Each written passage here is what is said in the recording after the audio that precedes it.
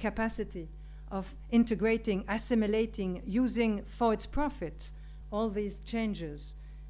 Is there not something going on of that kind? And now the state, there I'll take two specifically French systems. It's very nice names, Hadopi and Lopsi. Have you heard of Hadopi and Lopsi? Well, I suppose so, but the idea... Yes, but quickly. So the idea is that Hadopi, it's about the creation, diffusion, use on internet of creation, music, films. And the other one, Lopsi, is about basically the explicit aim is to go after cyber criminality. But in both cases, you see that in a country which is not an authoritarian country, in an oldly established democracy like France, well, the state can filter, track, bar access to the net. And also, if you just look at the traceability, the growing traceability of the world of today, the idea that objects now are going to be identified with their IPs, it could also go to a much less enthusiastic image of the society that is building with that. So could we also discuss the dark side? That would be the second thing. Now, I'll dwell a little more, and I won't go beyond the 10 minutes. The third thing would be, does it help political participation?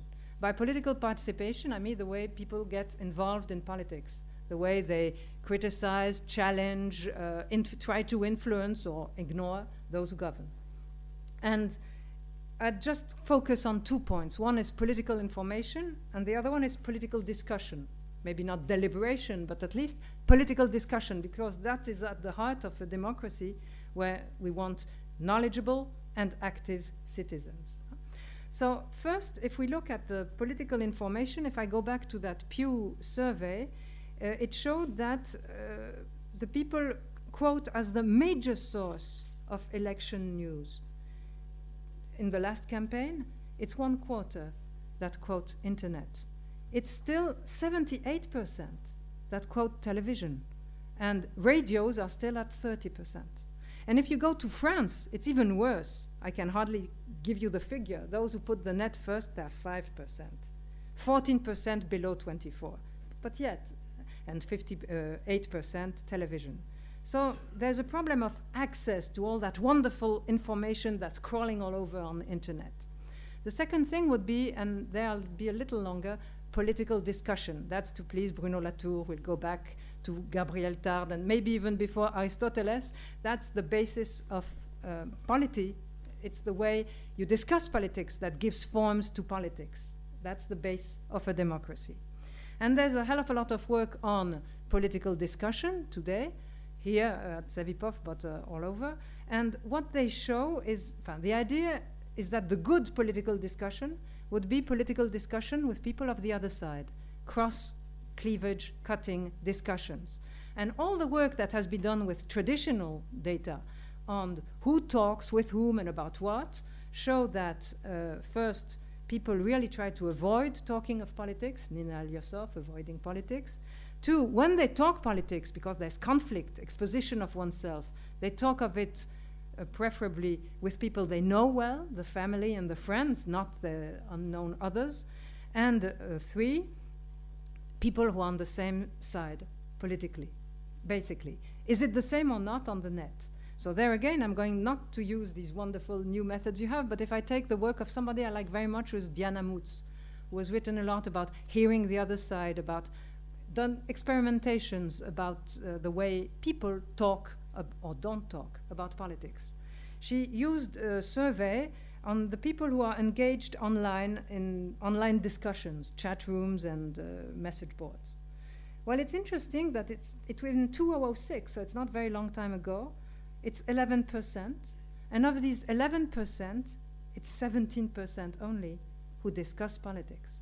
And massively, these people talk politics with people on the same side. So it's another way to look at your data. I mean, they're not contradictory. It's just changing the angle through which you look.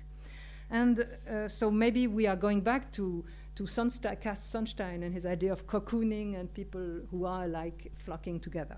And maybe the last thing to open the debate is to take the big words of deliberative democracy and participative democracy. And what's interesting in the work of Diana Mutz is that it shows that the two are at odds. if people, in fact, do discuss politically with people on the other side, well, she shows that the result is not so good. She shows that people who discuss with the other side get more ambivalent. It's analysis paralysis. They know too much and they don't act. They're the people who are the less participant, put it in the conventional modes of participation or the unconventional modes, voting or protest. So it's just a couple of riddles to go a little further in the discussion.